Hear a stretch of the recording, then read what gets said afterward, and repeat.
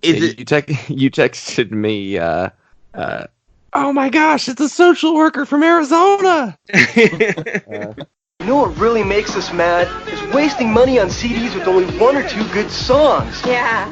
Tell them about punk!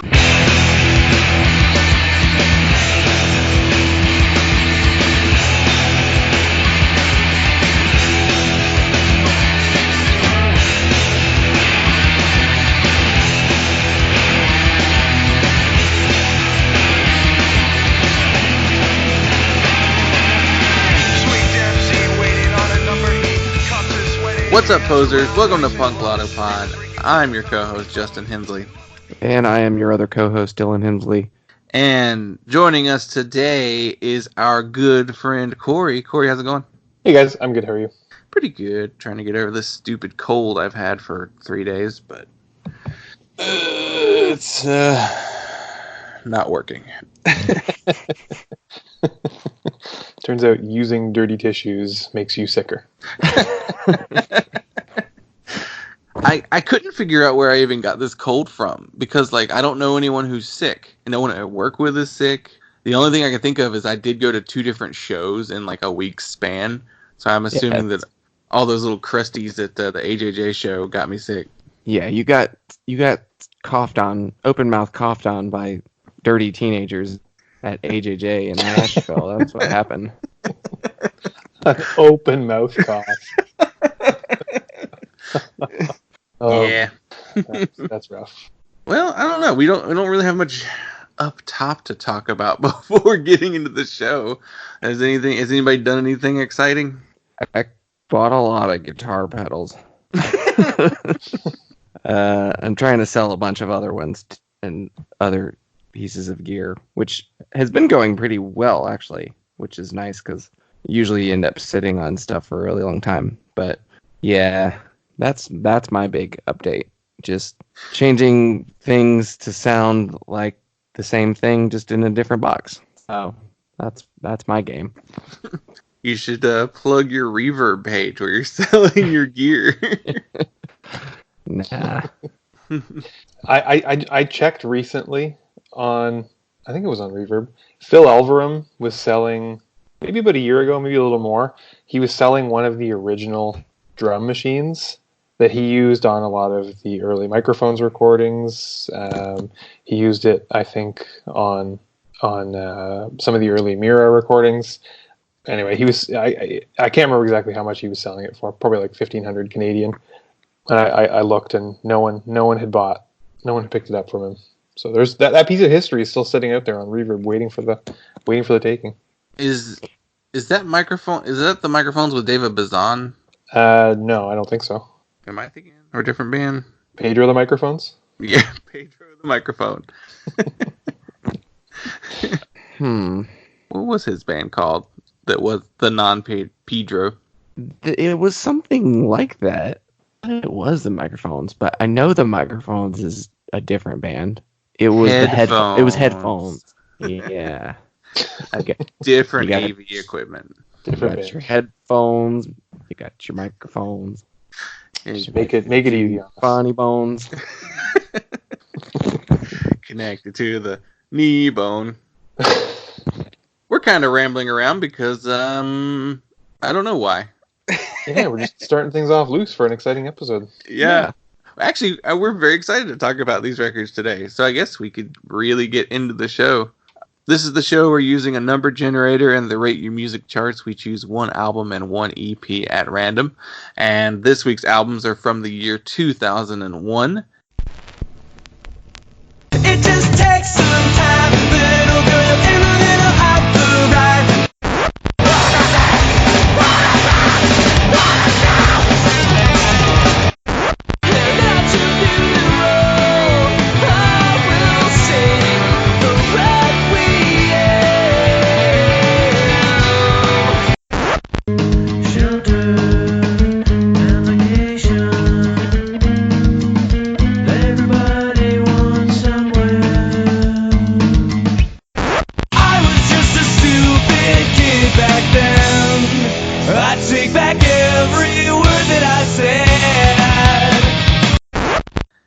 usual, we like to take a look and see what else came out that year. So looking at the Rate Your Music charts, the old standbys, number 1, 2, and 3 are Unwound, Converge, and Fugazi.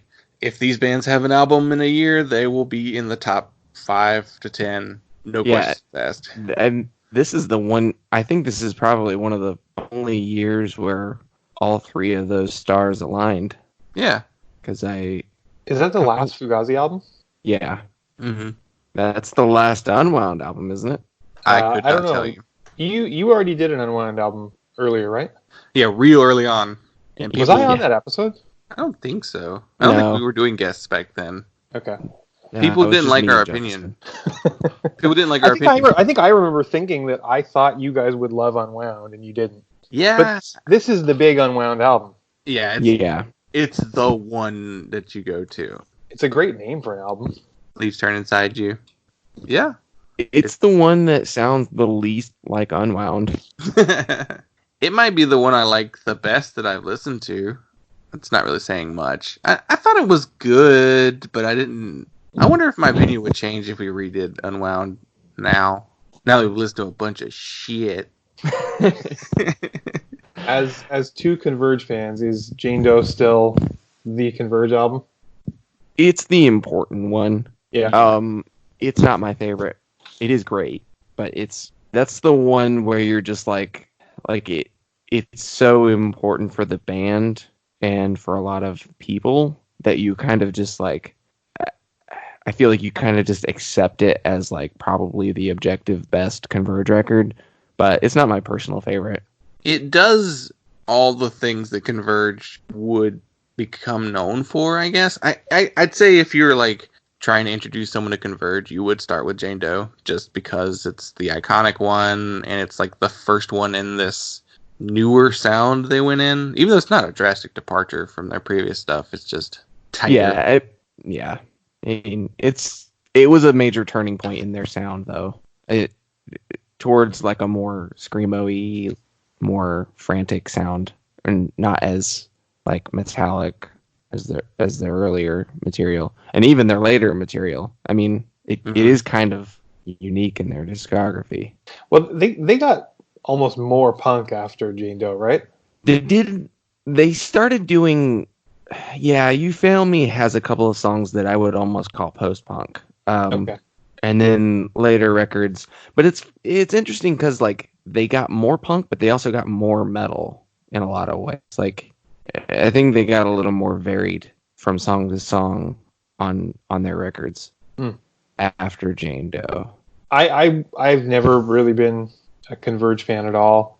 I remember in the early 2000s, like everyone loved Jane Doe, and trying to get into it, it just didn't do it for me. I definitely remember hearing You Fail Me and No Heroes and liking it more than what I'd remembered of Jane Doe, but it's still not really anything I ever want to listen to. I think I just remember those 2 albums specifically being more punk than what I remember Jane Doe, like being a little more fat, like a little more straightforward, a little less of, I don't know, like the mathy parts that I didn't really like about Jane Doe. Yeah, I probably feel the same way. Jane Doe is probably not my favorite Converge record either. I think I like No Heroes the best. I don't know if it's just the one I listen to the most, but yeah. That's when I got into them. I mean, that was my first Converge record. I also really love Petitioning the Empty Sky, though. I think that's a great record. Moving down the list. Yeah, what else stands out for you two? This was a big screamo year again. I can't remember what year we did last time I was on, but I felt like that was a big screamo year. This seems like another big screamo year. You got Page 99, On the Might of Princes, Envy. Yeah. Yeah. This is and post-hardcore too. Like a big. Yeah. Not a lot in the way of just like straight ahead punk albums. It's that early 2000s were very, very like post-hardcore. And has metalcore really picked up like fully by this point, or would that be like a couple years later? Well, I mean, technically Converge's metalcore. I mean, yeah, but I mean, there's that Seven Angels 7. Yeah, but it still looks more screamo heavy and more post-hardcore. I mean, you have Full Collapse by Thursday. That's leaning into that sort of post-hardcore sound that kind of goes in stride with metalcore. I don't see anything else really significant. American Nightmare is more hardcore, straightforward hardcore, and Guess how far down the list it takes for me to find something I enjoy. Number 24. Right before that, 23. Owls. Owls. That's a great record. It's noodly band. Tim Kinsella. Yeah. I was blanking on his name. It's all the original members of Captain Jazz. I think they swapped some instruments around when they started Owls. I could be wrong on that. Okay. Out of the non-Captain Jazz American football, Yeah. what is the best Kinsella? Oh, out of the non-Captain Jazz American football? Yeah. Well, if you're just saying those two, I'd go Owls. So Owls is the one. Yeah. If you had to press me on I am. the best Tim Kinsella, non-Captain Jazz, non-Owls project, I still probably couldn't do it because of the inconsistency. But I will say that Joan of Arc, How Memory Works, is a really solid album in a career of just a lot of miss. Not a lot of hits, a lot of miss. How many projects did he work with Mike on? Is it most of them? No. A few, no, they're the Gallagher brothers of emo. except they still like each other. Yeah. Yeah. Now, what about their cousin Nate Kinsella, who apparently was also in American football and Joan of Arc? I don't know. I'm not super familiar with Nate Kinsella. He's the best Kinsella. Nate Kinsella. Number 24 is a band that we were going to do something special with, but somebody's holding us up on. Is that me?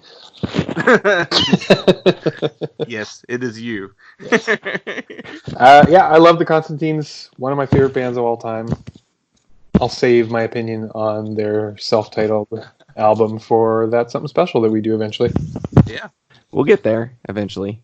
It is interesting, though, that this cover art that they've used to represent this album here is only the cover art for the special edition of the CD that Three Gut Records put out before Sub Pop became involved and put it out on vinyl.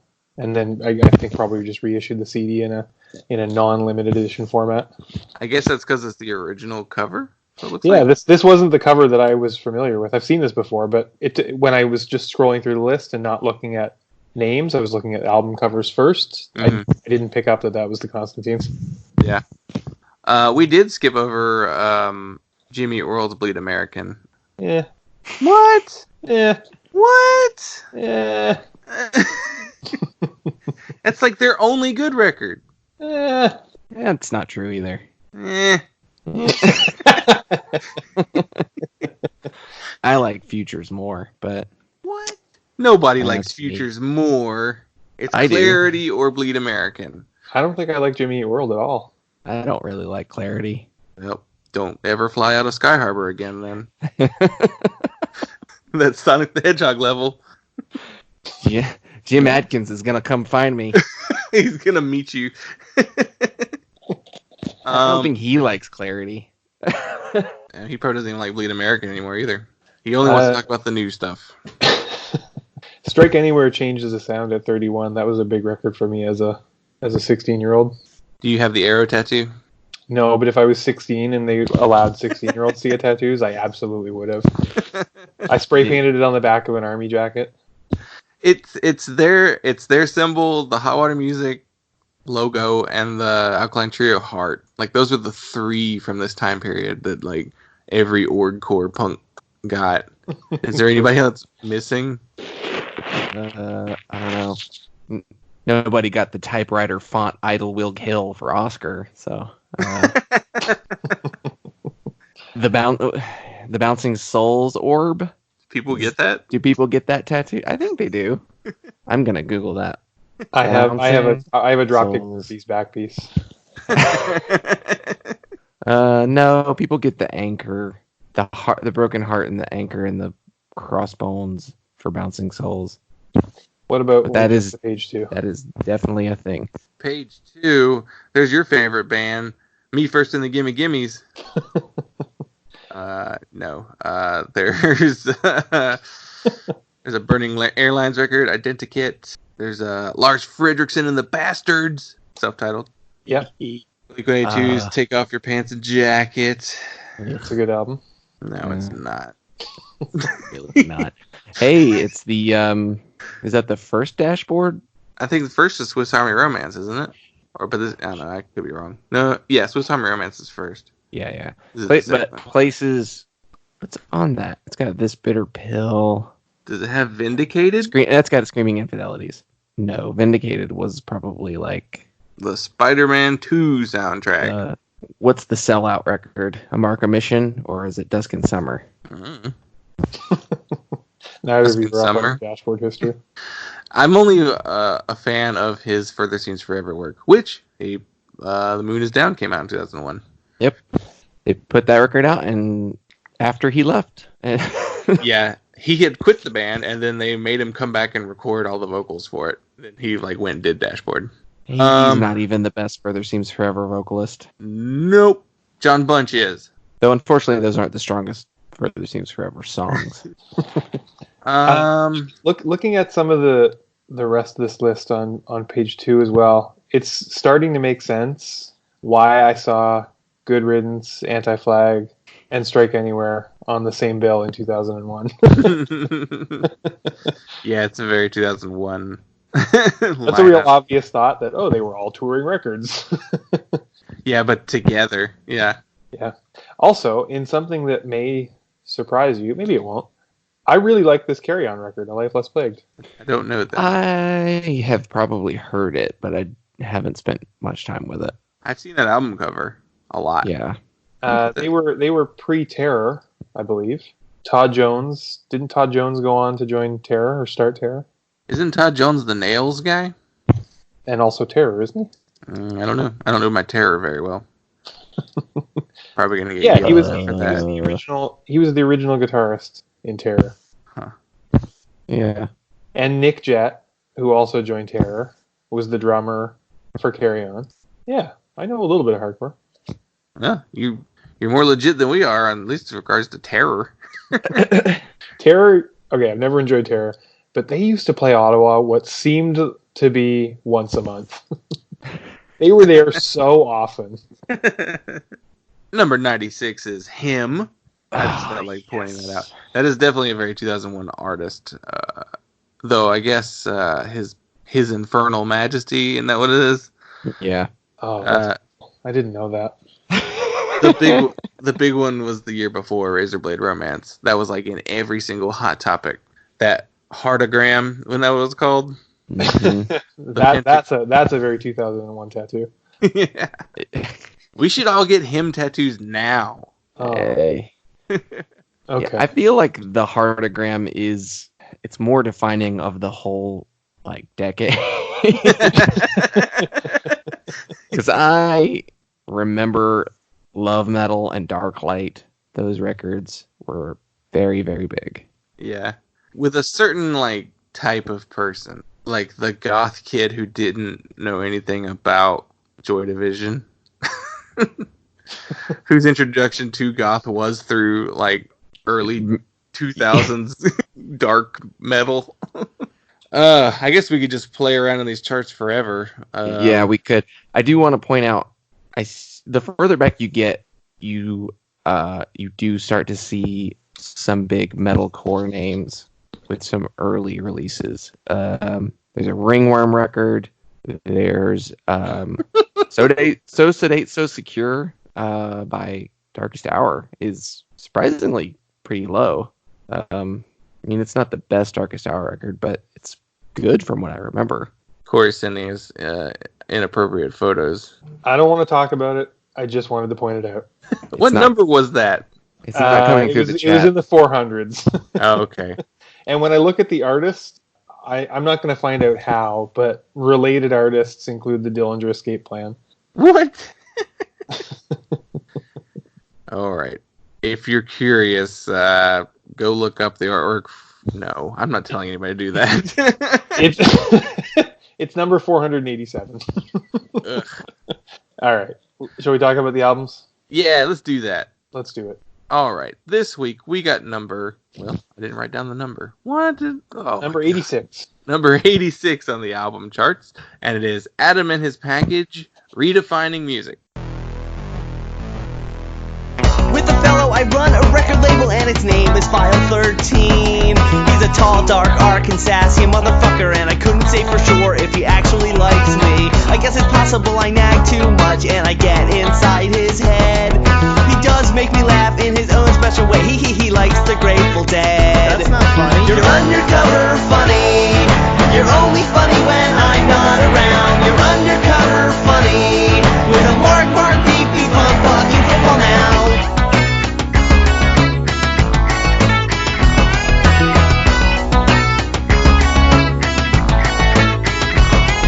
I laughed out loud reading a zine with the Your Band interview. I'll run through some basics real quick.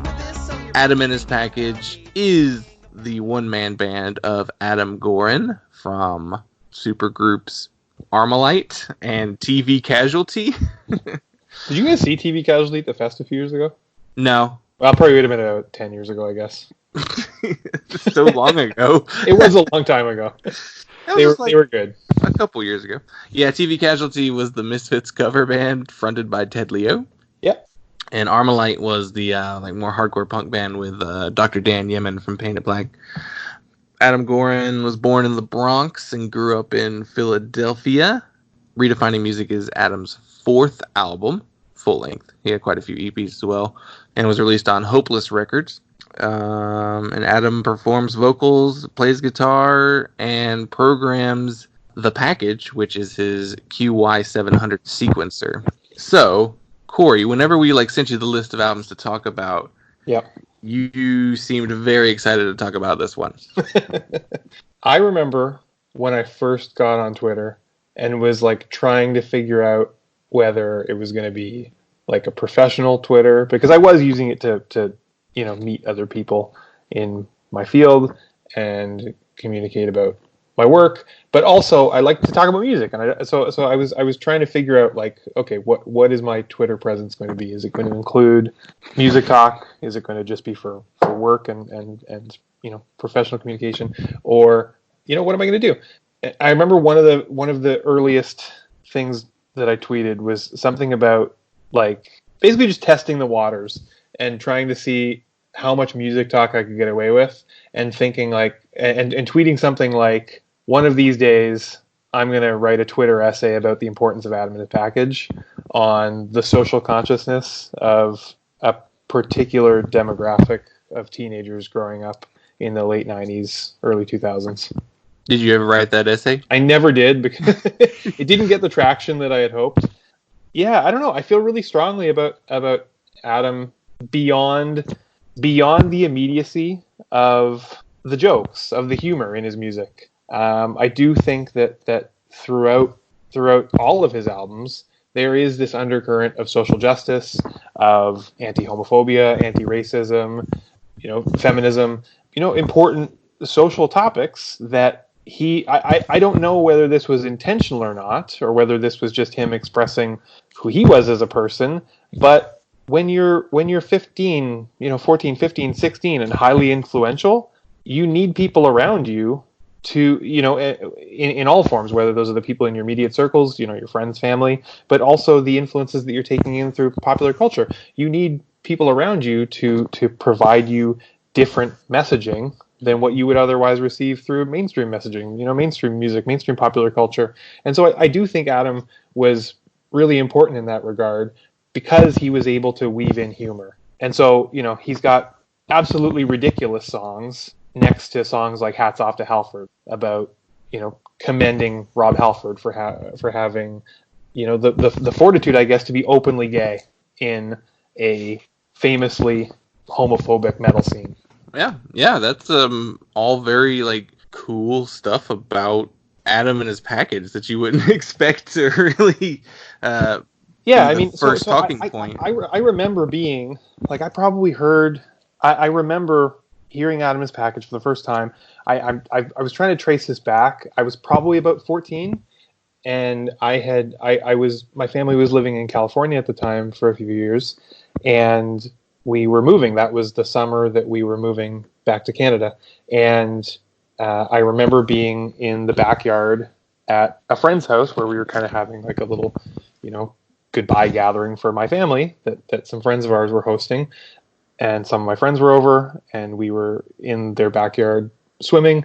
And my friend Mike at the time, who, up to that point had been one of the most important people in my life, this really short period of time where I lived in California for 2 years, Mike was this person who I connected with in a really deep way. Like we connected just as people, but also as burgeoning music fans trying to figure out, who and what we liked. And so we really bonded closely over punk and getting into punk together.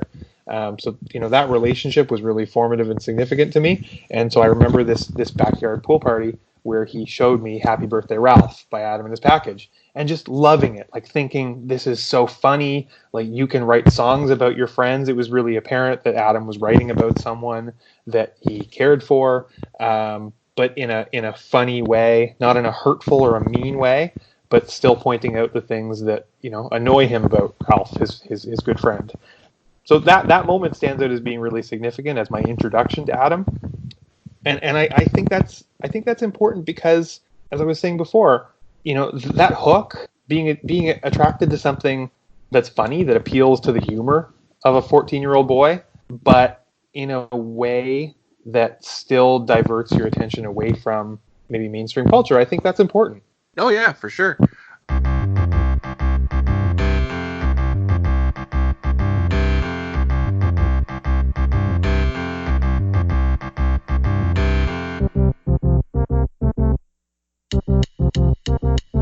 I got a patch, I got a pin, obtain political beliefs from the same songs as my friends. I got a 5-finger discount to the little record store. It's easier to get the stuff I want out.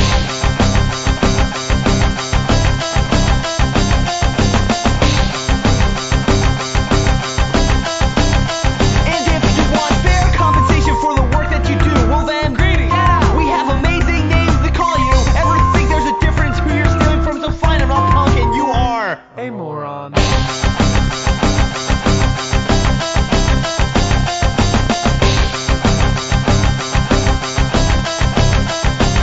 We're gonna tear this stupid city down, throw our trash on the ground, liberate that bottle of liquor.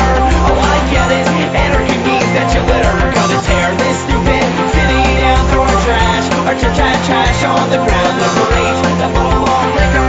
Oh, I get it, anarchy means that you litter. Yeah, I didn't expect you to quite get as deep on Adam and His Package right away. I might be the only person to feel this way about Adam. It might have just been like the perfect confluence of friends, of like emerging social awareness, of having the humor of a 14-year-old boy. But I do think that it's important to have that combination of social awareness and still being funny and still having fun with your music. So Adam and His Package, I guess, is like known for being the funny band, like the funny comedy punk sort of project. But you're right, there is this like really strong social like commentary going through here. Like the most famous song on this record is "If You Own the Washington Redskins, You're a Cock," which unfortunately is still relevant today. Right. Because we had a football team in the Super Bowl this year named the Chiefs. So this is almost 20 years ago that he's bringing this up. Yeah, and it wasn't new when he was talking about it. So no. It's sad how how relevant that song still is, and a lot of his music, honestly. Yeah, I mean, there's a couple of songs on here that are pretty forwardly about social issues. I mean, Mission 1, avoid job working with assholes. He's just talking about like shitty workplaces and like the progressive mentalities of a lot of the people that you encounter in your professional life.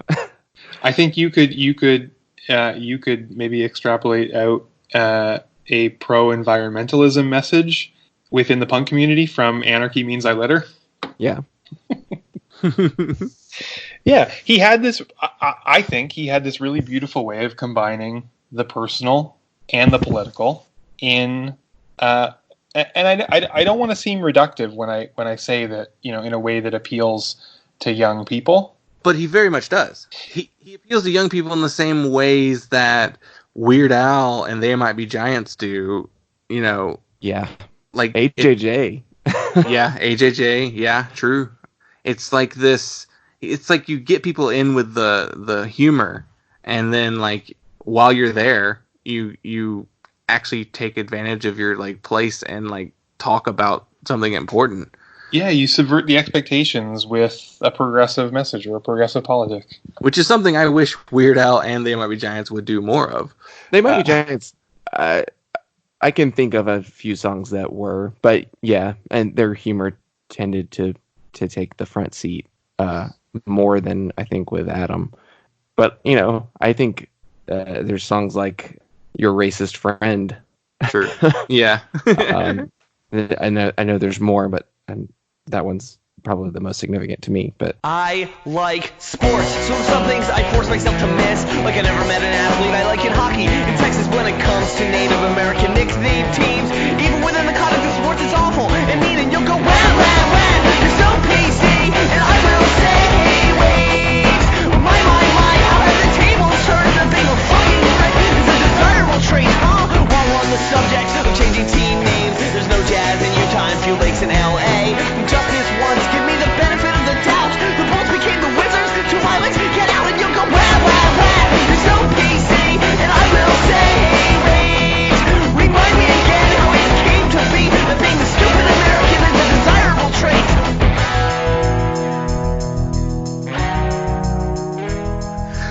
Dylan, what did you think of this record? Because your take on it was the one... the question mark. Yeah, we had no idea where you were going to go. I loved it. So I've heard this record before. I got into Adam and His Package a little bit in like 2008-9 when I was in college. I think Justin, you showed me the music video for Undercover Funny. Yeah, and like that was too was Undercover Funny. I had the Hopeless Records comp, Hopelessly Devoted to You, Volume 6. This is during my teenage years of buying compilations because you got more songs for a cheaper price. So like you'd get 20 track comps for $7. So I was all about value. And Undercover Funny was on one of the songs on there, and then that set also had a DVD of music videos, and they had the video for Undercover Funny as well. So that comp also introduced me to Dillinger 4, The Weaker Than, Sam I Am, and Mike Park. So that's a big comp for you. Yeah. Also, the first disc was atrocious. I was gonna ask because Hopeless Records would go on to be the launching point for like Avenged Sevenfold. Yeah, it was like a 3-disc set. One was a DVD. The first disc was like all the current artists on the label, so it was like Amber Pacific and All Time Low, right? Mural, like all these real boring like early 2000s emo.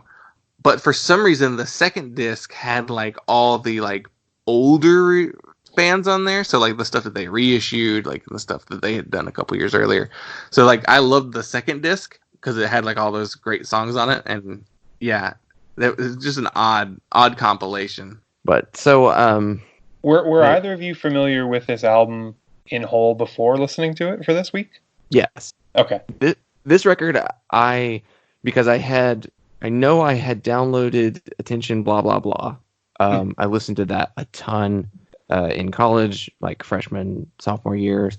I also downloaded this record, Redefining Music, and listened to it a lot, probably almost as much as Attention Blah Blah Blah. So all of these songs are really familiar to me.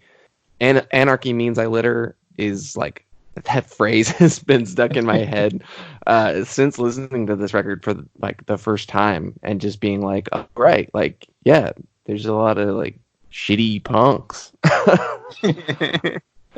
Like that's always been the phrase that comes to mind whenever I see like just like your worst kind of punk. So it's funny that you pick up on that and that's stuck with you since first listening to it, because you know, and again, I recognize that I have a very, you know, personal connection to this. I'll never pretend objectivity when I come on this show.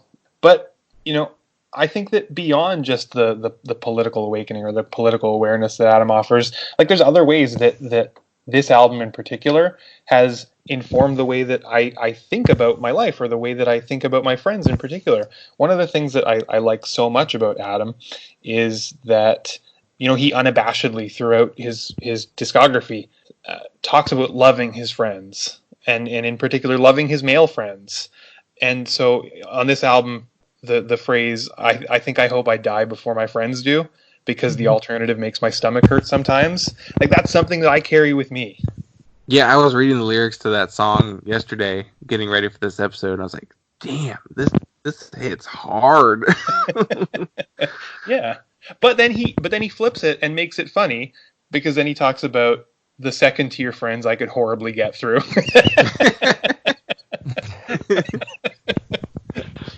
Like, there's songs like For Franklin, which is about a band. About loving his best friend's band, Franklin. Yeah, are you guys familiar with Franklin? Not really. I Yeah, know they were like a mid 90s to early 2000s emo band. I feel like both of you would probably dig Franklin.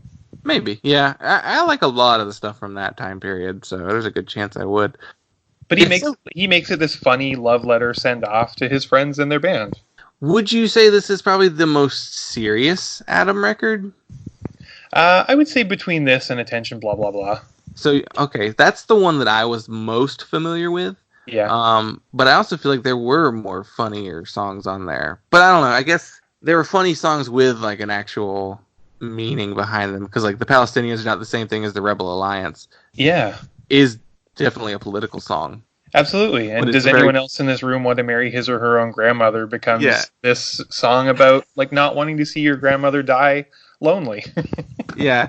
So there's like, I guess he titles the songs in such a funny way that it kind of disarms you thinking like, oh, it's going to be something light. And then you get in there and he like wallops you with like this deep, important thing. Yeah. Like, I mean, even the Washington Redskins song is like specifically like that song title is funny. And if you didn't know what the lyrics were about, you would go into that song going, I wonder what this is, you know. And then you're like, oh no, it's about using native terms, slang terms to name your sports teams. And yeah.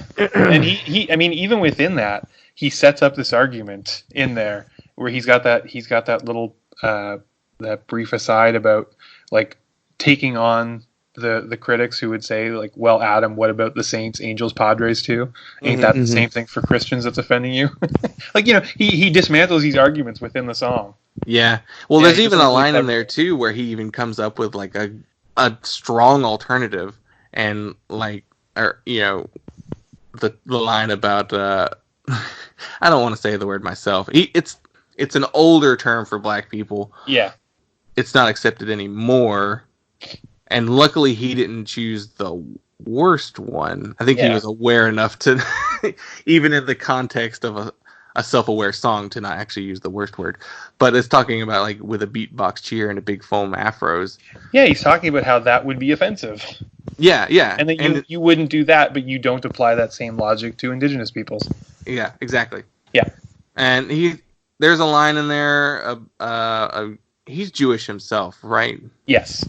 So he uses a Jewish derogatory term, slur in there too. So in case you didn't know he was Jewish and you heard that song, you're like, geez. Ew. Yeah. But yeah, it's. Yeah, I mean, it is clearly anti-racist. Right. But you know, the '80s was all about those weird anti-racist songs where then they would also use the words too. So it's just like you could do both. I mean, there's a way to do it and not be triggering at the same time. Yeah. Right.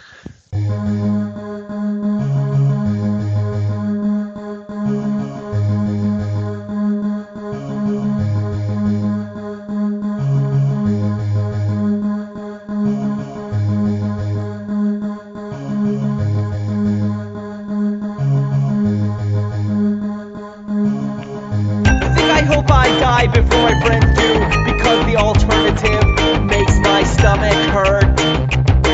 sometimes. When I say friends, I mean family I like too. The second tier friends I can hardly get through. Now my life has changed. But now this is not nostalgia, this is not the past. And if it's gonna end external like a stupid car crash, regardless of my body, regardless of my weight, wouldn't it be nice if I could say I won't change and you won't change, if we could both agree to stay the same? Well then for once in this life I would not complain, if we could both agree to stay the same.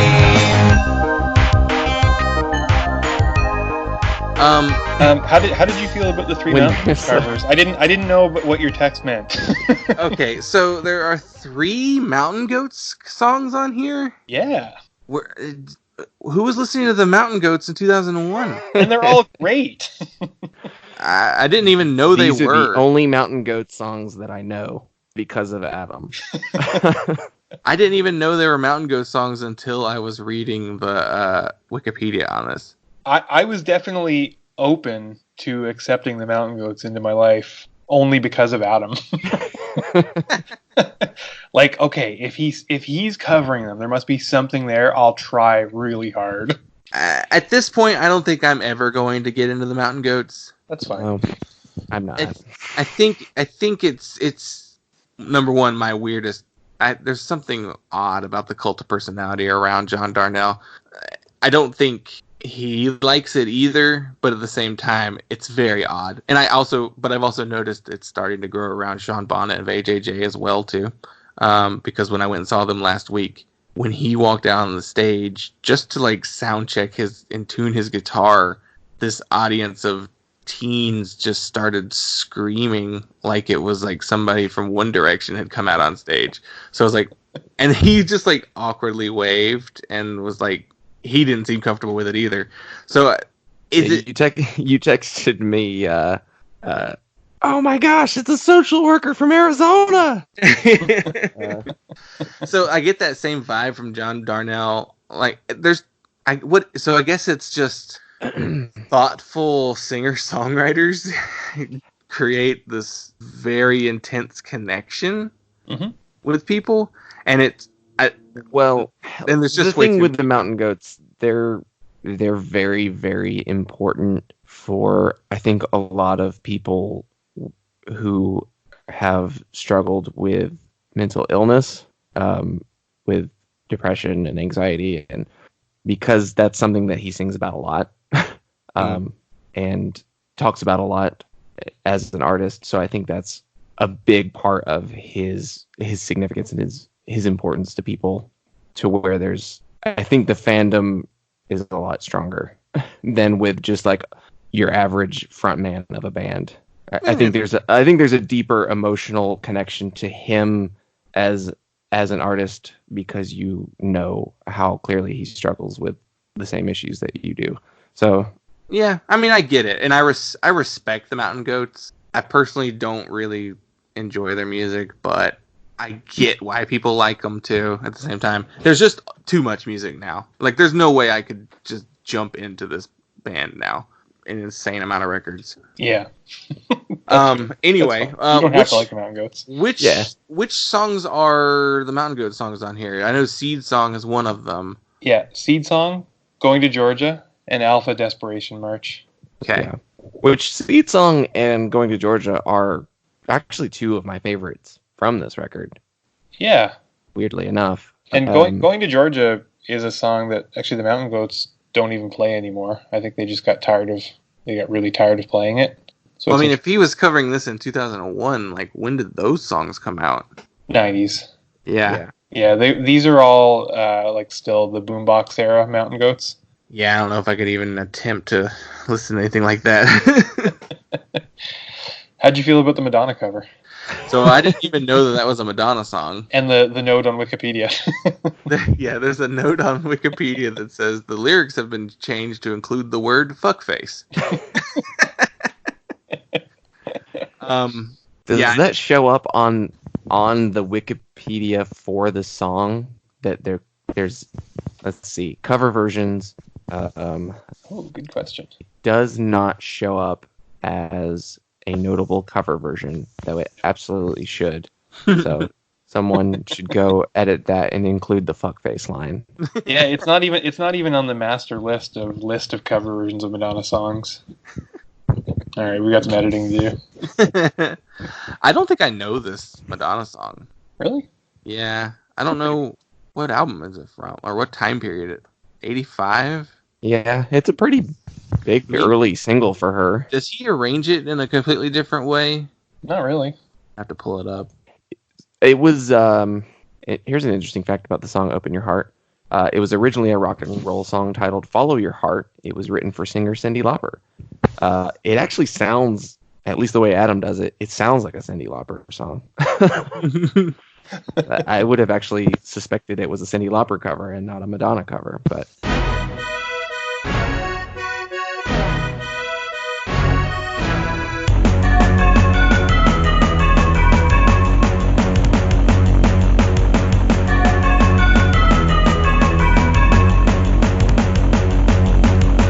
I see you on the street as you walk on by.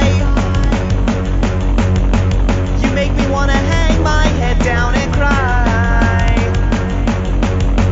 If you gave me half a chance, you'd see my desire burning inside of me. But you choose to look the other way. I've had to work much harder than this for something I want. Don't try to resist me. Open your heart to me, darling. I hold the lock and you hold the key. Open your heart to me, baby. I'll give you love if you turn the key. So I'm listening to it right now, the original, the Madonna version. It seems like the right time to do that. I don't know this song at all. I've never heard this song before in my life. Besides the Adam cover. Weird. I don't know how I missed that one, but yeah, I guess those are like the notable like aspects of the Mountain Goats cover, the Madonna cover, and the semi-comedy songs.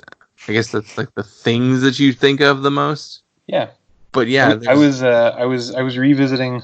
I know I've talked about my regret before of missing his set at Fest in 2017. Mm-hmm. But I was revisiting the live video. The full set is up on YouTube. And there's a very nice moment where he brings his daughter on stage to sing Upside Down from Here with him. Yeah, he retired from touring because he was diagnosed with diabetes, and he had the like impending birth of his daughter. From eating too many burritos. I mean, I living on the road is probably the worst way to manage diabetes. So, like, I understand why he needed to get off the road. You know, plus with a baby on the way. Yeah, I mean, and some of his early songs too are about being unhealthy. Yeah.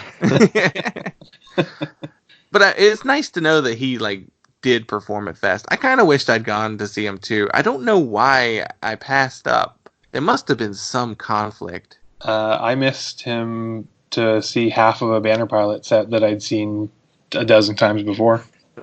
What did I miss him for? It's probably something I'd seen before a bunch of times too. Yeah, it was probably like, oh, I haven't listened to Adam and his package in years. Yeah. Like, just assuming you wouldn't get that much enjoyment out of it. And then listening to this record, I'm like, I know all of these songs. I'm singing along, like, at least by the second verse. Like, It's so funny that you loved this record because we had talked about it when we picked it, and you were like, I don't know about that. You didn't seem like you were excited to talk about them. well, that's the thing. Like, I hadn't revisited it in so long, and I just was wondering. I was curious, like, does this record hold up? Because I think of a lot of music that I listened to at the time when I was most often listening to this, and how much of it I don't listen to anymore. But at the same time, like, I just grouped this with everything else that I stopped listening to, rather than the stuff I kept listening to from that time period. So maybe one of the reasons, I don't know, maybe this isn't true, but maybe one of the reasons is that there is, I would argue, a little bit of a timelessness to his music. Like, the things that were funny in 2001 when he wrote these songs, I think are still funny now. Like, Yeah. they're not necessarily time specific. Like, we were talking about the line in Undercover Funny about his friend liking the Grateful Dead and that being funny. That's still funny. Yeah. Well, even like, it isn't like one of the most popular Adam songs. I'm downright amazed at what I can destroy with just a hammer. Yeah, still funny. Because it's timeless. I mean, it's always funny when you're bad at or being, doing stuff around the house. Yeah. And mustache TV. That's funny. That's still funny. It's the mustache. Put it on the TV. It'll make you feel better. Yeah. Like, it's just funny. You put a mustache on the TV, and then sometimes it lines up with someone's face, and it's funny.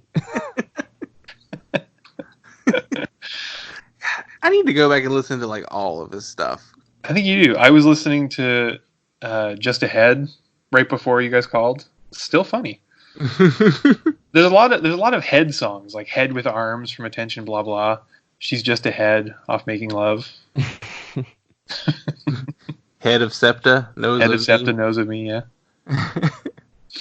I wonder though if it would be one of those things where you're like, all right, I listened to enough Adam today. Like if you, it's like with They Might Be Giants. Like there's a limit to how much of them I can listen to at one, at one time. Yeah. We'll do an Adam marathon. Yeah. Well, do we have any other pressing thoughts on this record? No, I don't think I've got anything else like about the album specifically. Have I told the story of how I wrote him an email once? You've mentioned it, but I don't think you actually told us, like... Okay, I just can't remember if I told it on the pod before.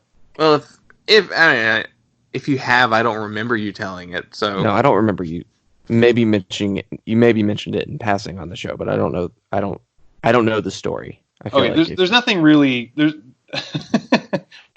This is really building it up to be a real letdown. Funny. There's nothing great about it. I used to email bands a lot. I would write bands a lot. If I saw them, I would write them and say, I just saw your band. I loved it. It was great. I hope you come back. I don't know. That was just a thing I did.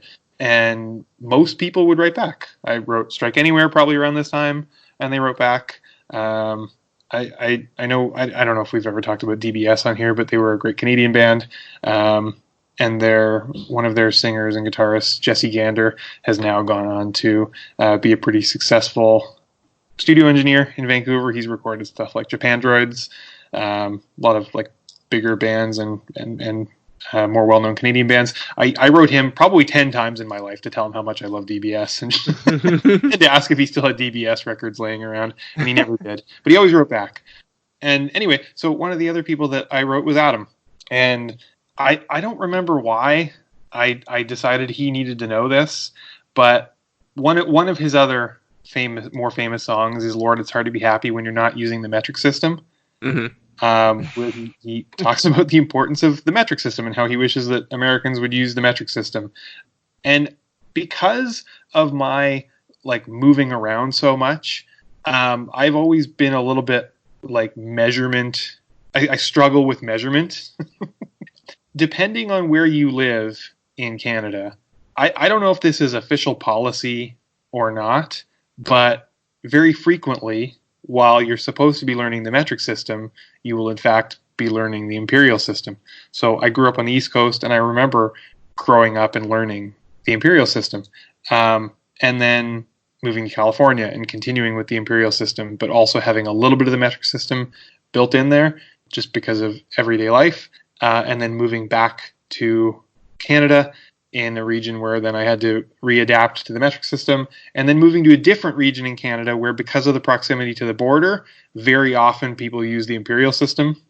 So just like really confused about how long things are in my life. And so I wrote him to say the metric system is not all that good. Like it's not all that it's not as good as you say it is in this song. Like, just be happy with the imperial system. Inches make sense, okay, Adam? And he wrote back, and he said, like, I'm sorry you feel that way, but just know that you're wrong. He was very nice about it. And I think it was probably around the time where I was supposed to see him in Ottawa, and he was turned away at the border, and so he did not make it for that show, so I never got to see him. But he very graciously wrote back. And yeah, that's just a nice memory that I have of him.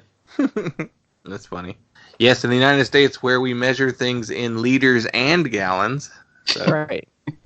It's great. Working in kitchens, you just have like these. It's like everything is marked with 2 different measurements. It's like, speaking of the metric system, there is a road or a highway or a portion of a highway in Arizona, south of Tucson, and I have driven on it, that is in the metric system.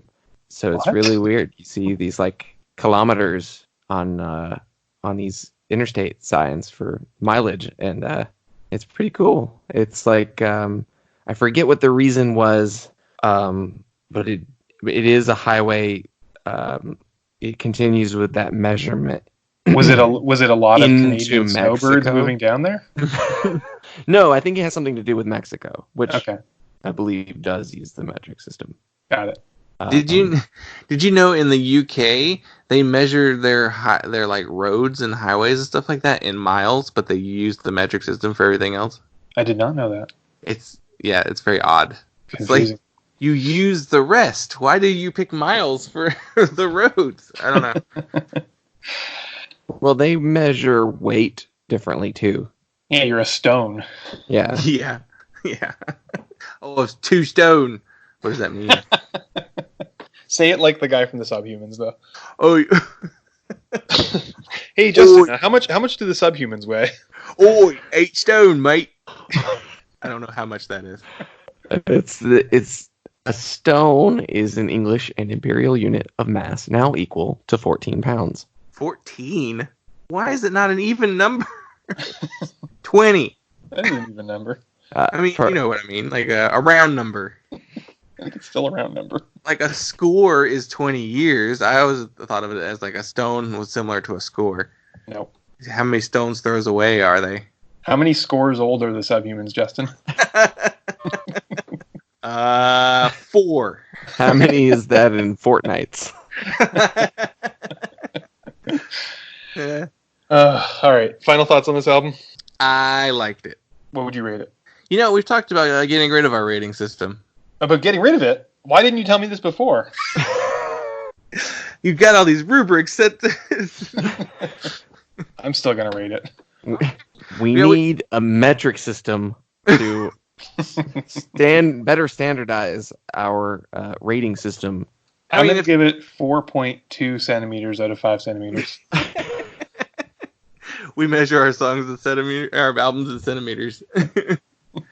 That seems fair. I would go with like a 4.0 if we're still doing ratings. Well, should we? Dylan was like, we should stop doing them, and I was like, I was thinking about that.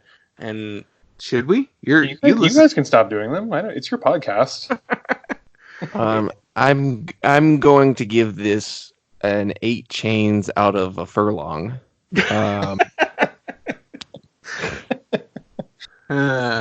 This is getting 73 thumbs up.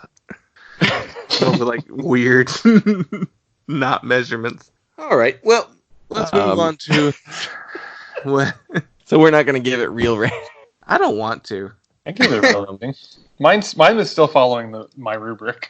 Yeah. So come up with a rating system while I pull up the number for our EP because I apparently forgot to write that down. Give me 5 Bs for a quarter.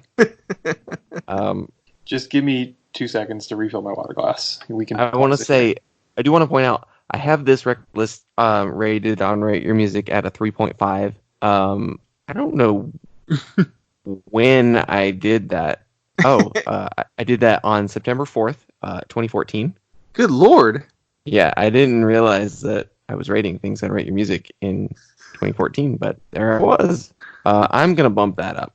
This is a great record. I'm going to give it a 4.25. Do you see mine on there? Because I'm pretty sure I gave it a 3.5 as well on Rate Your Music. And I No, would. I don't see it. And I will. Maybe I gave the attention, blah, blah, blah, 4.25.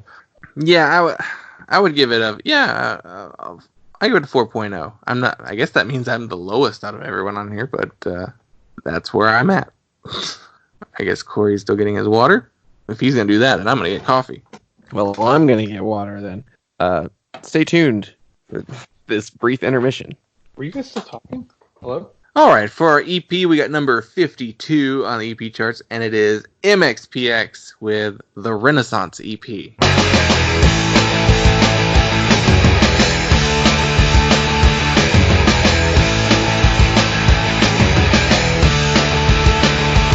always said that Lonesome Town was where I'd spend my days, 'cause I just couldn't settle down, my life was such a craze. They always said that Lonesome Town would finally get to me, but Lonesome is the only way that I truly feel free. Yeah, Lonesome Town is crowded and everyone's the same, with fresh new starts and broken hearts where no one knows your name.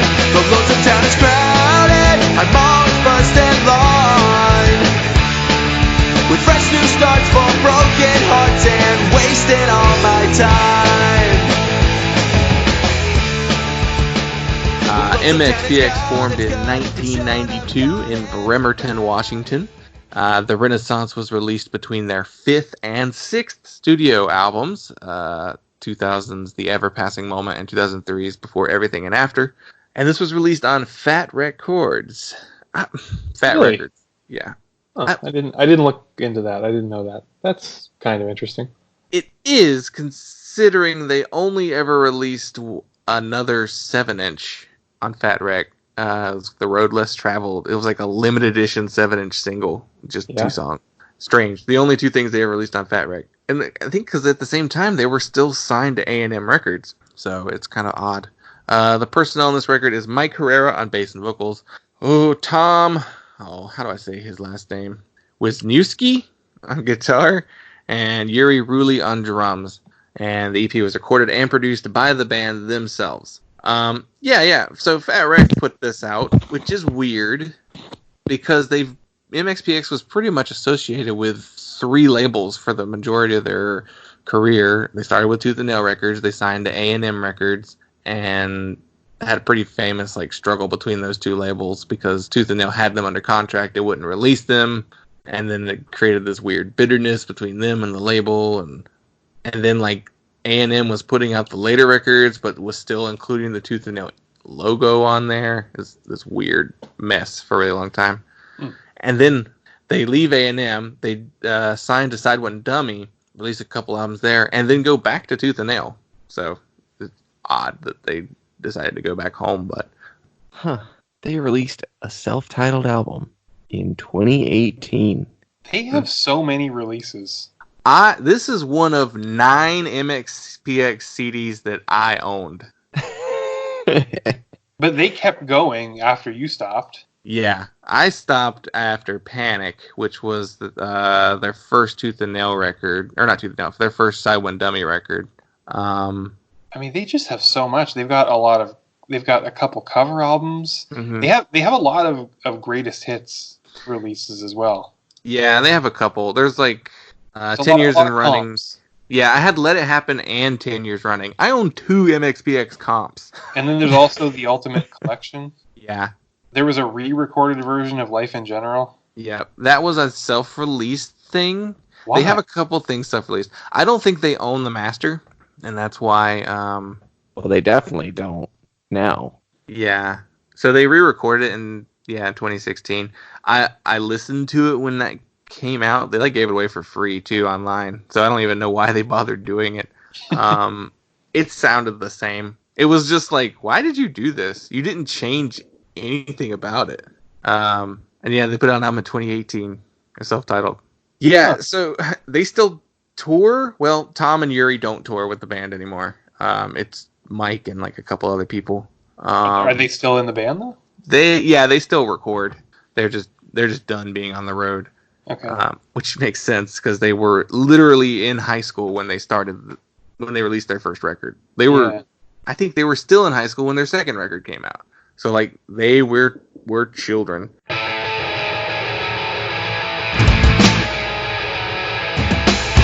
time to go. I don't care who you are or who you know. It's time to go. I don't care who you are or who you know.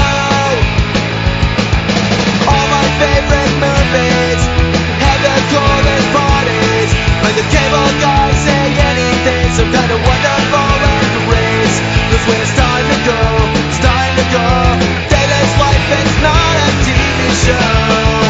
Sorry, but you gotta go. This night is spent. You're out the door if you're not paying So, rent. This my introduction to MxPx, you'd think growing up in like a Christian household that I would have just found them on my own, but weirdly I had the 3 older teens at our cousin's youth group introduced me to them. I still remember their names, Daniel, Caleb, and their weird British exchange student friend Steven. They all loved MxPx and they rode their BMX bikes everywhere. How many of them had pierced ears? Did any of them? 2? Maybe 2? Did they wear backwards caps? Yes. Are they every bit the stereotypical cool older teenager that I'm picturing in my head? Because I know of them, but I don't remember them. I wasn't in that youth group at that time. Yeah.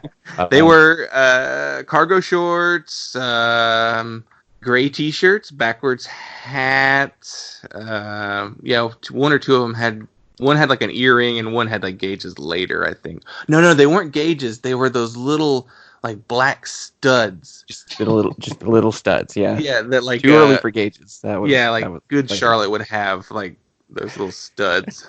This sounds like every MxPx fan. Yeah, I mean, picture an MxPx fan from 1999, and then you've got your stereotypical look. I mean, it's how they look now, except now they have tattoos and they're bald. Yeah. So they loved MxPx, and I was like, cool. And so I bought their the comp Let It Happen because it had 20 plus tracks on it. I was all about that song per dollar value. Yep. I know you were so economically minded. I was early on. You know, money is limited when you don't have a job as a 14-year-old or 13-year-old. Yeah. You take your Christmas money, your birthday money to the Christian bookstore, and you find something from Tooth and Nail Records, and you buy it, and you listen to it. Yeah, all the time. I think I was listening to the Supertones at this time, and I hadn't quite branched into MxPx yet. But so I bought Let It Happen without hearing a single MxPx song before. And I remember my very, very first gut reaction was, that's what he sounds like? Because Mike Herrera has a weird voice. My first note is, I don't like Mike Herrera's vocals. So, now that you know my history with MxPx, Cory, what did you think of this? So you owned this CD? I did. Okay, not talking about now and your reaction to it this week, but did you like this? I did. I remember, so I liked it when I got it new. Yeah. It maybe wasn't in 2001. It might have been like 2002 or 2003 when I bought it myself. But I remember I bought it. I believe I bought it at Kmart, which is weird because I didn't buy very many CDs from Kmart. I remember listening to it and going, "This is short," because I didn't really understand the idea of an EP. It's so funny you said that. When I looked at the EP on Spotify to listen to it, I was like, 18 minutes? 9 songs? This is an album. 9 songs seems long for an EP if you're not Negative Approach. Their albums had like 13, 14 tracks. And like I said, my first album by them had over 20 songs. So to me, this was short. Looking at it now that I've listened to many EPs, this is way too long for an EP. Back then, I liked it, and then when I got in that phase where I was like, I'm kind of over them, and I like got rid of most of my MxPx CDs, I kept this one. Wow. Because I thought it sounded more raw. Huh. So for comparison, the album Before Everything and After that came out after this, it is 16 tracks, 46 minutes. Mm-hmm. That's the one that came out after this. Yeah. Ever Passing Moment came out before this, has 15 tracks and is 40 minutes. So this is short for them. Why are their albums so long? I don't. It was the CD era. You had the space. You could fill it up. Just because you could doesn't mean you should, though. Well, tell A&M Records that.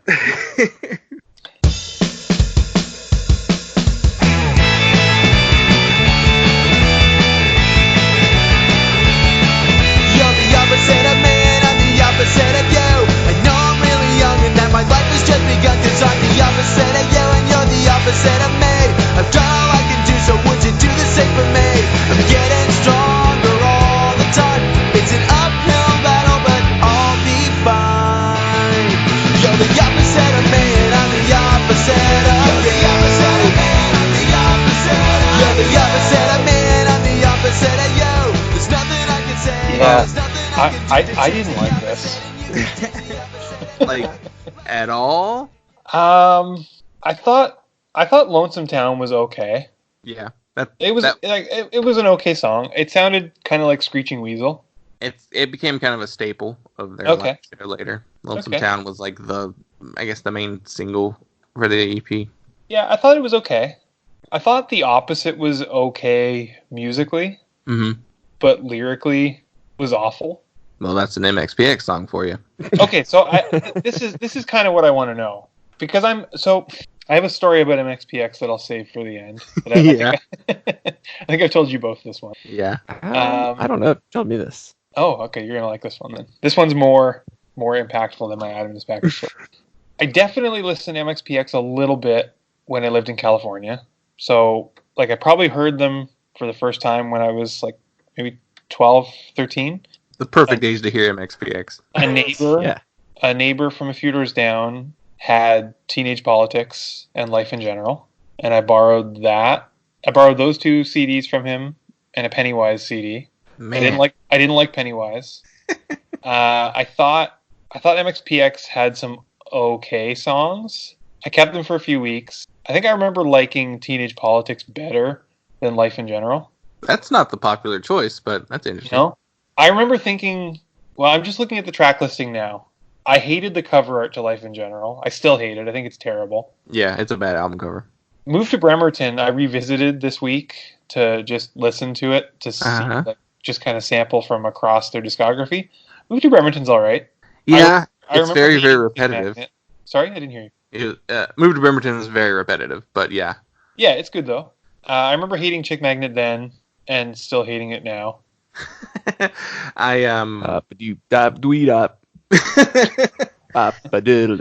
It's the one that stands out to you the earliest, and then you get tired of it the fastest. Right. Out of it. What he goes, but do. That's a frequent joke in my house. Katie and I reference that a lot. We reference MxPx. Yeah, so a they lot went the way for of the two buffalo. people who never listen to MxPx. Yeah. We just So I had that am just looking at background. both of these track lists again. I definitely knew Teenage Politics better than Life in General. Like, I could probably hum the melody to Sugar Coated Poison Apple now. I think I could probably remember that. My story involves Money Tree. I'll save that for later. Mhm. I always hated Punk Rock Show. I thought that was a really stupid song. That is their That's song. their biggest one, right? Yeah. That's their closer, probably. Yeah. Yeah. We don't want nowhere to go. Let's do the punk rock show. It's just like the worst, like, And then they do it faster. freight. He's like, Yeah. it's too many words for the melody he's trying to do. We ain't got no place to go. Let's go to the punk rock show. Like, he has to say it in a weird rhythm to get all the words in. Yeah. So I don't have, like, I didn't hate MxPx, but I didn't love them. I didn't keep listening to them after my neighbor loaned them to me, those CDs. But that's my question then for you. Is this band known for being, like, lyrically banal?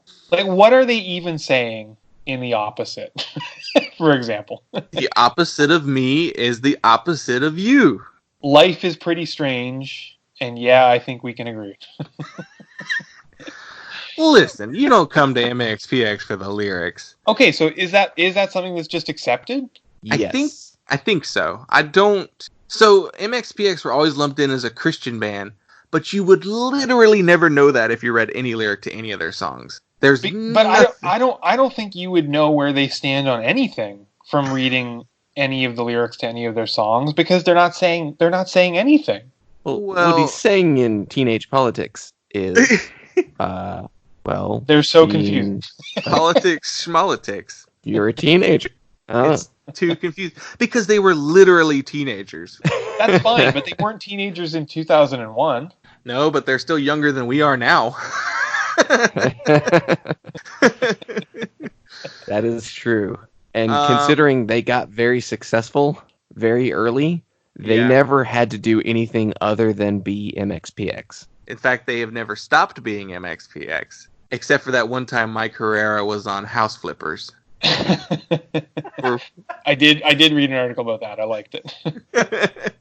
Apparently, I really want to see that now. He's in it, and he barely talks. His wife does most of the talking, and they just say he's in a band. They don't say what band. And it's like, you could say the name of the band. Somebody knows who that band is. I'll send you the article later. There's a really good article that like tries to play up how punk they are. What Mike Herrera thinks he's the punkest person on the planet. Well, he's a homeowner, so he's not punk. Just hey now, Dylan, homeowners can still be punks. Dylan has been on that Philly. He's not even read the Philly Express article, but he's on the reactions to the Philly Express article. I'm just saying, most people there was so much of that article that I have read snippets of or read reactions to where it's like, yeah, that's a dumb take. Absolutely call that out. I'm gonna say buying a house isn't punk. You can be punk and buy a house, but the act of buying a house isn't. Well, like any act of purchasing anything is not punk, unless it's a $5 record from Discord. I do plenty of things every day that are not punk. It's okay. So, in my favorite song on the record, Party 2, Time to Go, which is a sequel to their song Party at My House, Be There. In it, he says all his favorite movies had the coolest parties, like The Cable Guy, Say Anything, Some Kind of Wonderful, and Grease. Nice. Say Anything is Some Kind of Wonderful. I get that. 80s party movies. That makes sense. Cable Guy has a Cable Guy's party famously ends horribly. Also, what party happens in Greece? Just the whole movie's a party. Yeah. I can't think of a significant party scene. The slumber party? Oh, wella. That's all of Mike Herrera's parties. Tell me more. They just get around in Grease songs.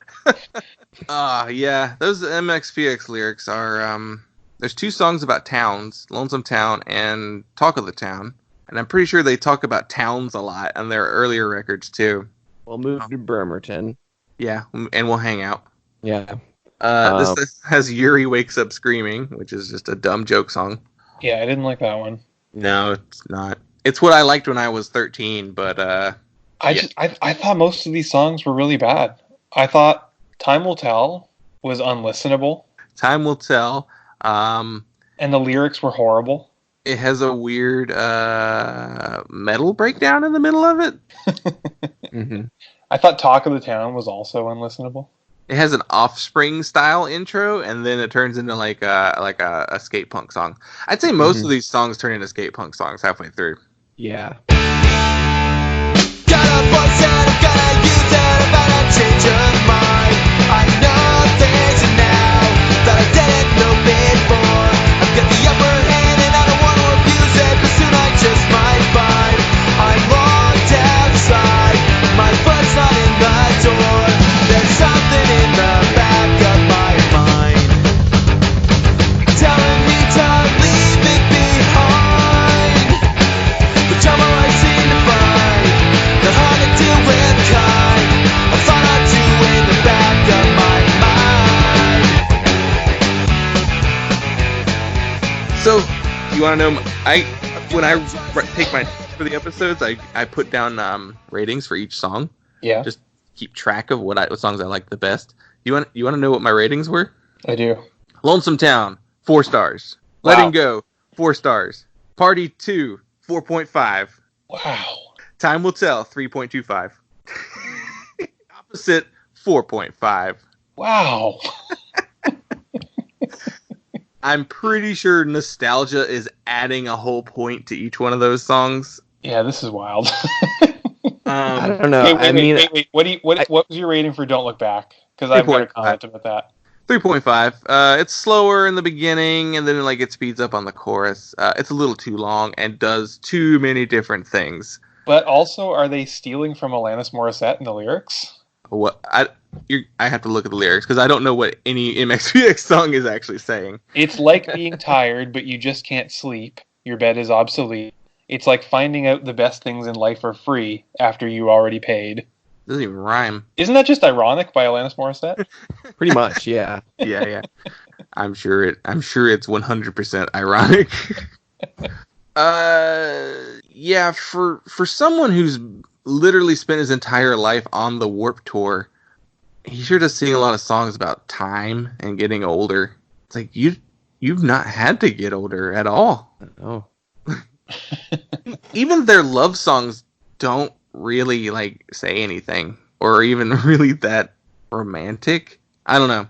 This EP is the most raw. Well, next to like the very first MxPx record, where they didn't know how to play their instruments. This is probably the most raw sounding album they did. Mm-hmm. And it's so funny because it came out between their two glossiest records, Ever Passing Moment and Before Everything and After. I don't know if you ever listened to Before Everything and After, but one of the songs was featured in a Pepsi commercial with the band in the commercial. Okay. And the album features guest vocals. Let me pull that up real quick because I want it to show you how big of a deal this was. This album features guest vocals from Benji Madden of Good Charlotte, Chris Rowe of the Ataris, Jordan Pudnick of Newfound Glory on 2 tracks. Oh, and Benji's on another track as well. And the entirety of the Halo Friendlies. Huh. Yeah. And then, like, the album before was recorded by Jerry Finn, who, like, famously recorded a lot of... Rancid. Yeah, Rancid, yeah. The bigger, like, punk records of the 90s. Yeah. And then the next record was recorded by Ron Fair and Dave Jordan, who recorded the Red Hot Chili Peppers. My 2 favorite bands, Rancid and the Red Hot Chili Peppers. And it's just, like, the 2 slickest albums they ever made, because I don't think they ever got any slicker than those 2. And then they have this Fat Wreck EP in the middle there. It's just a strange little choice.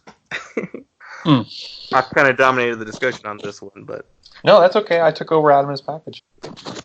I don't have a lot to say about this. I didn't I didn't like it. I won't listen to it again. I kind of have to echo Justin's song-by-song ratings, at least for like the first half of this record. I put it on and I was singing along to Lonesome Town like immediately. And then like the second, third, like each song I'm like, damn, I really discounted MxPx. I don't think you did. They can write a good hook. I mean, say what else you will about, Mike's voice or the complete banality, the arrested development of his lyrics. They had some good hooks. They could write a catchy melody. Did you know Mike Herrera had a country band called Tumbledown? I did know that, yeah. Yeah. You ever heard it? No. Yeah, it wasn't for me. It sounds exactly the same as his voice in MxPx, which is not a country voice at all. What is his voice?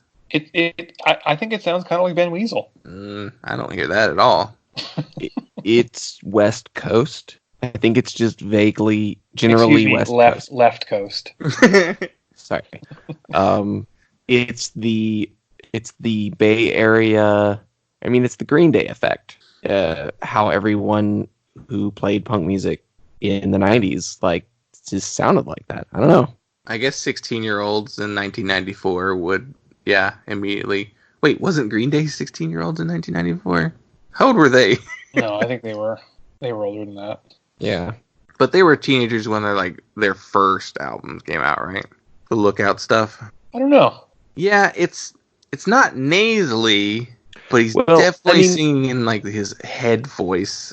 Well, he's not singing falsetto, so no. Mike, he has very lazy diction. Just like he doesn't open his mouth completely to project his voice at all. I would say it's nasally. There's a nasal resonance to his voice. I guess it's low and whiny at the same time, Yeah, which is a weird thing to pull off. it's a pretty limited vocal range. Oh, Like- 100%. Like it's 2 notes each song. Yet somehow they managed to write some pretty catchy melodies. So I don't know. He's operating within 1 octave. And probably every single song is in the same key. Which goes to show how much you can do that. Yeah, I don't know. MxPx were probably formative enough to me that I'm so used to his voice. I'm just inoculated to it, and it just doesn't bother me. You could probably play me so many other vocalists who sing with all of the same mannerisms, and I would dislike them. Pennywise. Right, exactly. Yeah. He does the same style of like nasally low voice. And in the same like genre. Like it's pretty much the same. I think MxPx is a little more pop based, but yeah, I don't care about Pennywise. They've had a million vocalists though too. But the latter half of this EP, everything, like every song turned into a skate punk song, and I was over it. Well, that's what you do whenever you can't think of a melody. I'm still surprised by your ratings for the first half, though. It's a strong first half. Okay. Well, What's your story, Cory? Okay. So you're familiar with the song "Money Tree" Yeah. from Teenage Politics? probably one of my favorite songs on that record. Yeah, it's not bad. It's not bad. I could probably still enjoy that. I think I probably have an attachment to it because of the story. Mm-hmm. So I would have been in grade 7, and we had this project for social studies where we had to remix a song and create a music video for this project that we were working on. And I don't remember exactly what the project was, like what we were studying at the time, only how I chose to interpret it. And this was a really absurd project. Like some people really took this seriously. This was around the time of Titanic and My Heart Will Go On. And I remember one of my fellow students, she I wish this video was still around. I would love to see it again. She had this gauzy affected music video created where she was on a horse top on a cliff singing along to this rewritten version of My Heart Will Go On. Some people really, really took this seriously. She's actually on a horse, or it's like an effect? Yeah, she was actually on a horse. She had a big budget. Yeah. Yeah. Yeah, she took this one really seriously. My friend Howard and I did not take this as seriously. And the night before it was due, neither of us had a video camera. Neither of us had decided what we were going to do or written lyrics to a song yet. And so we were scrambling. I don't know where the video camera came from, but someone he procured that somehow. And we didn't have a location. And then again, I left that to him, and he procured a location. What did you do? So far, you're contributing nothing to this project, and I'll deserve get there. no grade. He was the location and gear crew. I was the creative force behind this. His mother was a housekeeper, and so the location, we both ended up getting a ride to the house that she was cleaning after school, again, the day before this was due. And we filmed this standing in the front foyer I don't know who they were, but someone's house. They weren't home. We did this in probably about 15 minutes while she was cleaning. And so the creative side was my end. And this would have been around the time that I had become familiar with MxPx. I had borrowed the CD again from my neighbor 2 doors down, and I liked the song Money Tree. And the only thing that I could think of was we must have been learning about medieval times at this time, and we had been learning about serfs, serfdom. And so I thought that, like, conceptually the content or the lyrical content of Money Tree would lend itself nicely to the idea of peasantry and maybe being frustrated about capitalism. And so I rewrote the lyrics to Money Tree to be never want to be your medieval serf. And Howard had never heard the song before. So in the video, we were reading off of paper and just like mumbling along. Just neither of us took the time to learn the lyrics that I had written. I wish I could remember the rest of it, the rest of the words. I remember not changing a lot because the lyrics didn't really need to be changed a lot. It worked fairly well. I'm just looking at them now. Won't let them teach me how to be a medieval serf. I really, really did not need to change much. I'm sure my teacher was not an MxPx fan and didn't need to know how little I changed of this. In terms of costume work, I was able to find some tights and matching blue shirts. And I think we made little paper hats to look like, I don't know, surf hats. And so we made this music video. We had brooms, and we pretended to sweep while we were singing. I think we were holding a broom in one hand and then holding the lyrics in another.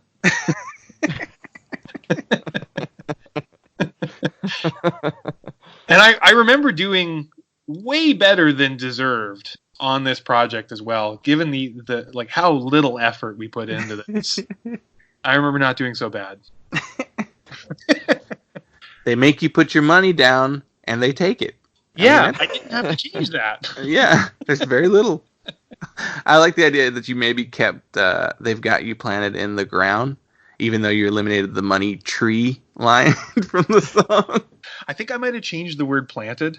Yeah? I can't remember what I changed it to, though. Yeah. And for everyone who wants to know, Teenage Politics has 19 songs and is 45 minutes long. Oh, that's so long. That is egregious. I lost track of Howard after grade 7. I would be curious to know his memories of this day. I remember both of us being extremely stressed out, like not knowing whether or not we were even going to be able to film this where we had decided to film it, because we weren't sure if the homeowners were going to be coming home. Like it was very rushed. You got Howard's mom fired. I hope not. She filming inside. She filmed it? Yeah, I think so. She's supposed to be working. I know, but I think that we had to get her to film it, or maybe she put it on something. I don't know, because I remember her, like, she was definitely working there that day. We had to get a drive from, I don't know, maybe one of Howard's uncles or something to get there. So she was absolutely working. I don't know if she took a break to film us quickly or if she put it on something. I can't quite remember. But absolutely interrupted her day for this just idiocy. We should have got a horse and gone onto a cliff. And still singing Money Tree. I remember the last dramatic moment after the song faded away. We crouched down and looked sad as we were sweeping the floor. Oh man, we have been talking for a very long time. I'm sorry, guys. We had a lot to say about Adam and his package and MxPx, so Good. That's not surprising, though. Yeah, formative bands for all of us, like in some way. Yeah. What disappointing lives. Well, at least your songs had a meaning behind them. Ours are about parties. Party. I'm still upset about the lyrics. The opposite of me and the opposite of you. What does that mean, though? Like, is it about age? At one point, there's a line about, I can't even remember. I think it's something about being old and young. That's like all their songs. But that's not an interesting observation. You're just singing to someone, you're old and I'm not.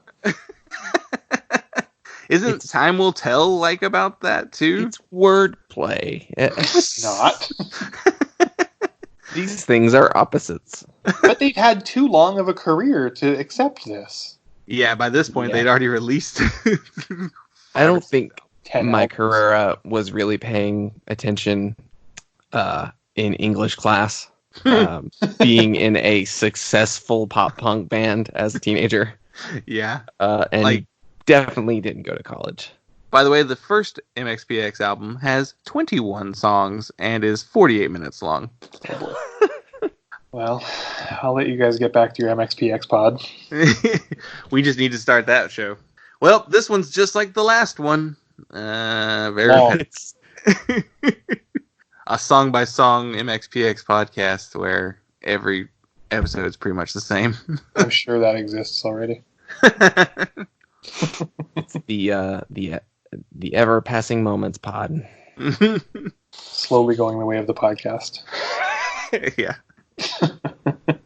You have to put as little effort into your podcast name as Mike Herrera puts into his lyrics.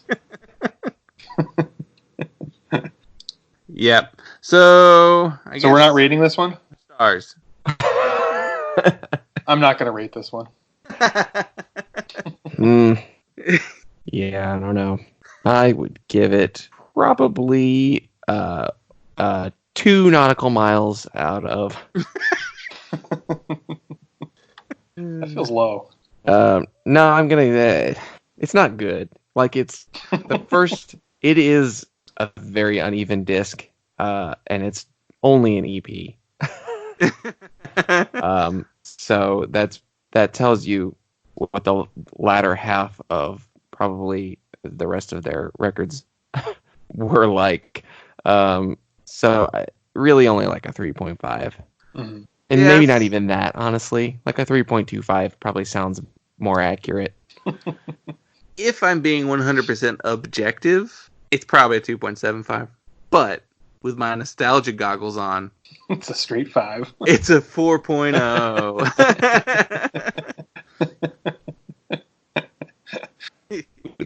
It's perfect to go to listen to on your boombox in the backyard under the carport. And then maybe later this afternoon we'll go shittily skateboard in the alley with dreams of becoming Tony Hawk someday. I can accept that. He's describing a real thing we would do. So Yeah.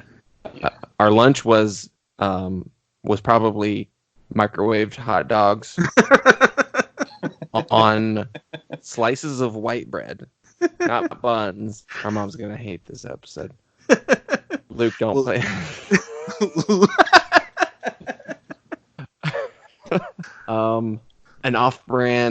A can of off-brand soda. Yep. Just like a Food Lion brand. Sam's choice. Yeah. Like Food Lion black cherry soda.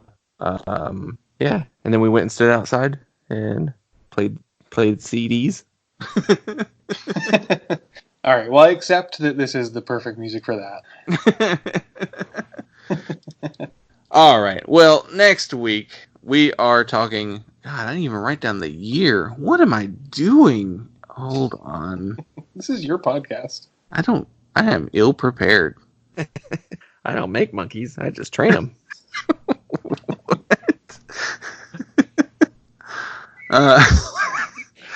All right. Cory, answer the phone. So let me mute it. Yeah, we're Put 'em almost on. done, too. Ask them what their favorite MxPx record is. All right. So next week we are talking about the year 2015. 2015? How do we say that? And we got number 2 on the album charts, and it is Chelsea Wolfe and her album Abyss. And our EP is number 187, and it is Football, Etc. with Disappear. So that'll be an interesting episode. Continue to follow us on all forms of social media, Instagram, Facebook, and Twitter at PunkLottoPod. We have a voicemail line. It is 202-688-PUNK. It's 202-688-PUNK. Tell us your favorite MxPx song. What do Medieval Surf. What do the lyrics of The Opposite mean to you? And you can email us at punklotopod@gmail.com. And that'll do it for this week. It's a very long one. I'm sorry.